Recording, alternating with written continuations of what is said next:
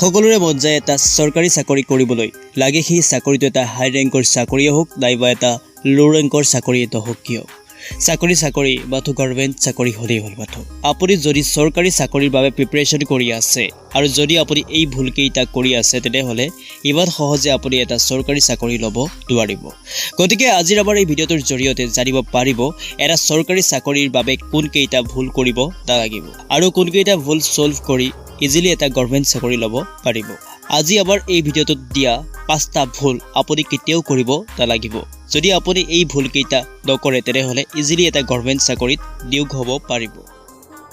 প্ৰথমটো হৈছে নটিফিকেশ্যন আওকাণ কৰা গভৰ্ণমেণ্ট জব এটা ওলোৱাৰ সময়ত অফিচিয়েল ৱেবছাইটৰ ফালৰ পৰা এখন নটিফিকেশ্যন পাব্লিছ কৰে সেই নটিফিকেশ্যনখনত গভৰ্ণমেণ্টৰ সকলো প্ৰয়োজন স্পষ্ট কৰি দিয়া হয় কিন্তু আমি সেই নটিছখন ভালকৈ পঢ়াটো জৰুৰী বুলি নাভাবোঁ দৰকাৰ পৰিলে আমি গোটেই সিলেবাসখন পঢ়ি পেলাম কিন্তু নটিফিকেশ্যনখন গুৰুত্ব কেতিয়াও নিদিওঁ যদি আপুনি সেই নটিফিকেশ্যনখন পঢ়ে তেনেহ'লে আপোনাৰ 30% কাম এনেই হৈ যায় কাৰণ আপুনি ভালদৰে গম পাই যাব যে জবটোৰ বাবে আপুনি কি কৰিব লাগিব আৰু কি কৰিব নালাগিব গতিকে নেক্সট টাইম কোনো জব এটাত এপ্লাই কৰাৰ পিছত সিলেবাসখন পঢ়াৰ দৰে নটিফিকেশ্যনখন পঢ়াটো গুৰুত্ব দিব কম ভেকেন্সিত গুৰুত্ব নিদিয়া যেতিয়া আপুনি এটা গভৰ্ণমেণ্ট জবৰ কথা চিন্তা কৰে তেতিয়া মাথো কেইটামান পাৰ্টিকুলাৰ জবৰ বিষয়ে বেছিকৈ গুৰুত্ব দিয়ে যেনে টেট ডিফেন্স বেংক এপিএছচি আৰু ইউপিএছচি ইত্যাদি ইত্যাদি আৰু আপোনালোকে এই 5-6টা জবৰ বাবে বছৰে ৱেইট কৰি ৰৈ থাকে আপোনাৰ খবৰ আশা যে এই জবসমূহত ভেকেন্সি বেছি থাকে গতিকে কম্পিটিশ্যন কৰিব সহজ হ'ব আৰু ইজি চাকৰি অৰ্থাৎ জব ল'ব পাৰিব আৰু ইয়াৰ বিপৰীতে কম ভেকেন্সিৰ চাকৰিসমূহত এপ্লাই কৰাৰ ক্ষেত্ৰত আপোনালোকে কিছু হেমাহি কৰে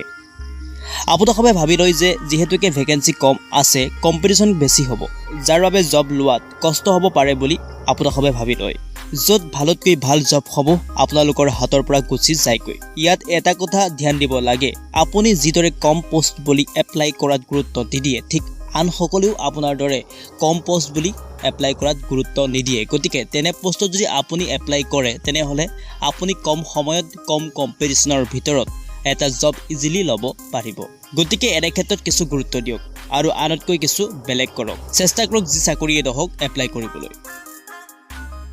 দ্বিতীয়টো হৈছে জোখতকৈ অধিক কষ্ট যেতিয়া আপুনি এটা এক্সামৰ বাবে প্ৰিপাৰেচন কৰি থাকে তেতিয়া আপুনি জোখতকৈ অধিক কষ্ট কৰে চাবলৈ গ'লে এইটো এটা ভুলৰ শাৰীত পৰে যদি আপুনি হাৰ্ড ৱৰ্কৰ সলনি স্মাৰ্ট ৱৰ্ক কৰে তেনেহ'লে আপুনি কম কষ্টত অতি সহজে এটা চাকৰি ল'ব পাৰিব যেতিয়া কোনো এটা এক্সামৰ বাবে আপুনি প্ৰস্তুতি চলাই থাকে তেনে সময়ত বন্ধু নাইবা কোনো মানুহে কিছুমান পাৰ্টিকুলাৰ কিতাপৰ নাম কয় আৰু আপোনাক পঢ়িবলৈ দিয়ে আৰু আপুনিও অন্য কোনো কথাত গুৰুত্ব নিদি সেই মানুহজন নাইবা সেই বন্ধুজনৰ পৰামৰ্শ মতে কোনো আগবঢ়ি নোচোৱাকৈ সেই কিতাপখন দিনে ৰাতিয়ে পঢ়াৰ ষ্টাৰ্ট কৰি দিয়ে আৰু যেতিয়া এক্সাম দিব যায় সেই এক্সামত কোনো কুৱেশ্যনৰ কমন নপৰে আদৰ কথামতে সেই কিতাপখন পঢ়া ভাল কিন্তু সেই কিতাপখন আপুনি প্ৰিপাৰেচন কৰিবৰ বাবে নহয় আপুনি সেই কিতাপখনৰ পৰা কিছু সাম্য জ্ঞান লাভ কৰিব পাৰিব কিন্তু আপুনি এটা এক্সাম ক্ৰেক কৰিবলৈ হ'লে আপুনি এক্সামৰ ফৰ্মেট চাব লাগিব কিমান কুৱেশ্যন আগৰবাৰ আহিছিল কোন সাবজেক্টৰ পৰা কেনে কুৱেশ্যন আহিছিল এনে ধৰণেৰে যদি আপুনি পঢ়ে নিশ্চয় এটা এক্সাম ক্ৰেক কৰিব সহজে পাৰিব আৰু আপোনাৰ হবে কম কষ্ট কৰি ইজিলি এটা চাকৰি ল'ব পাৰিব চতুৰ্থ ভুলটো হৈছে মক টেষ্টক গুৰুত্ব নিদিয়া প্ৰায় এস্পিৰেণ্টে কোনো এটা এক্সামৰ বাবে বহুত কষ্ট কৰে বহুত পঢ়ে কিন্তু মক টেষ্ট কেতিয়াও নিদিয়ে তেওঁ মক টেষ্ট নিদিয়ে এই কাৰণ তেওঁ মক টেষ্ট দিলে ডিমোটিভেট হৈ যাব আপুনি ডিমোটিভেট হ'বই কাৰণ আপোনাৰ কুৱেশ্যন সলভ হোৱা নাই চিন্তা কৰক আপুনি মক টেষ্ট দিওঁতেই আপুনি টেষ্ট ক্লিয়াৰ কৰিব পৰা নাই তেন্তে চিন্তা কৰক যেতিয়া আপুনি মেইন এক্সামটো দিব তেনে সময়ত আপুনি সেই এক্সামটো ক্লিয়াৰ কেনেকৈ কৰিব গতিকে যদি আপুনি মক টেষ্ট দিয়ে তেনেহ'লে আপোনাৰ প্ৰব্লেমবোৰ গম পাব আৰু প্ৰব্লেম তথা ভুলবোৰ গম পালে সেইবোৰ সলভ কৰি সংশোধন হৈ মেইন এক্সামৰ বাবে ইজিলি আপুনি প্ৰিপেয়াৰ হৈ উঠিব পাৰিব আৰু এটা কথা মক টেষ্ট দিলে মেইন এক্সামৰ সিমিলাৰ কুৱেশ্যনৰ বিষয়ে জানিব পাৰিব আৰু আপুনি মেইন এক্সামবোৰক ইজিলি কোৱালিফাই কৰিব পাৰিব কিবাত হৈ থকা পঞ্চম ভুলটো হৈছে যেতিয়া আপুনি এটা এক্সামৰ বাবে প্ৰিপেয়াৰ হৈ থাকে আপুনি আইচোলেট হৈ যায়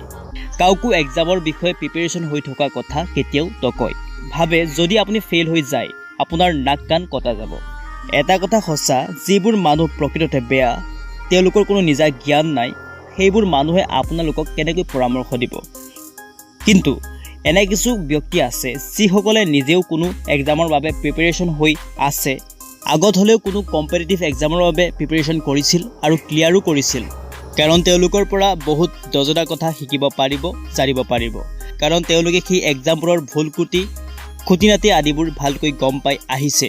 যিটো আপোনাৰ বাবে প্ৰফিট হৈ উঠিব বন্ধুসকল আশা কৰিম আজিৰ আমাৰ এই ইনফৰমেশ্যনখিনিয়ে আপোনাক কিছু হ'লেও সহায় কৰিব পাৰিছে গতিকে আপোনাৰ যদি আমাৰ আজি এই ভিডিঅ'টো ভাল লাগিছে তেনেহ'লে লাইক কৰিব শ্বেয়াৰ কৰিব আৰু যদি আপুনি আমাৰ চেনেলটোলৈ নতুনকৈ আহিছে তেনেহ'লে ছাবস্ক্ৰাইব কৰিবলৈ একেবাৰে নাপাহৰিব ধন্যবাদ জয় আই অসম